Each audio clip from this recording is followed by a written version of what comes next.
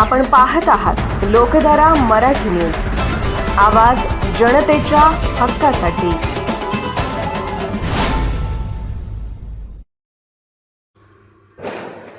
शिक्षकांच्या प्रश्नांबाबत सकारात्मक भूमिका घेणार जिल्हा परिषद अध्यक्षा संगीता पाटील।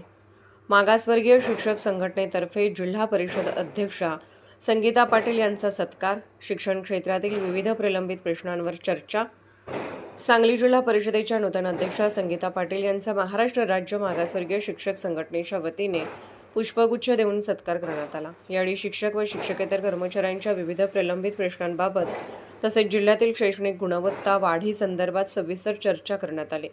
संघटनेच्या पदाधिकाऱ्यांनी जिल्हा परिषद शाळांमधील शिक्षकांच्या विविध समस्या, रिक्त पदांचा प्रश्न, शैक्षणिक सुविधा आणि गुणवत्ता विकास या संदर्भातील मागण्या अध्यक्षा संगीता पाटील यांच्या समोर मांडल्या।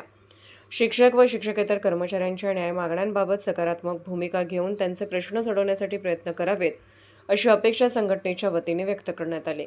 यावेळी महाराष्ट्र राज्य मागासवर्गीय शिक्षक संघटनेचे राज्य उपाध्यक्ष संतोष काटे, जिल्हाध्यक्ष बाबासाहेब जानकर, जिल्हा कार्याध्यक्ष दिलीप कुमार हिंदुस्तानी, जिल्हा सरचिटणीस विजयकुमार कुरणे, जिल्हा कोषाध्यक्ष सुखदेव माळी, शिक्षक नेते शिवाजी वाघमारे, जत तालुका अध्यक्ष देशमुख रोडे, कवटेमहाकाळ तालुका अध्यक्ष साधू पांढरे, तालुका सरचिटणीस GT सर, मिरज तालुका अध्यक्ष सुरेश कांबळे, जिल्हा उपाध्यक्ष बाबासाहेब कानवडे, मिरज तालुका सरचिटणीस शिवाजी शिंदे, ज्येष्ठ शिक्षक नेते जकन्ना कांबळे आदी उपस्थित होते। सत्काराला उत्तर देताना अध्यक्षा संगीता पाटील यांनी शिक्षकांच्या समस्या सोडवण्यासाठी आवश्यक त्या स्तरावर पाठपुरावा करण्याचे आश्वासन दिले।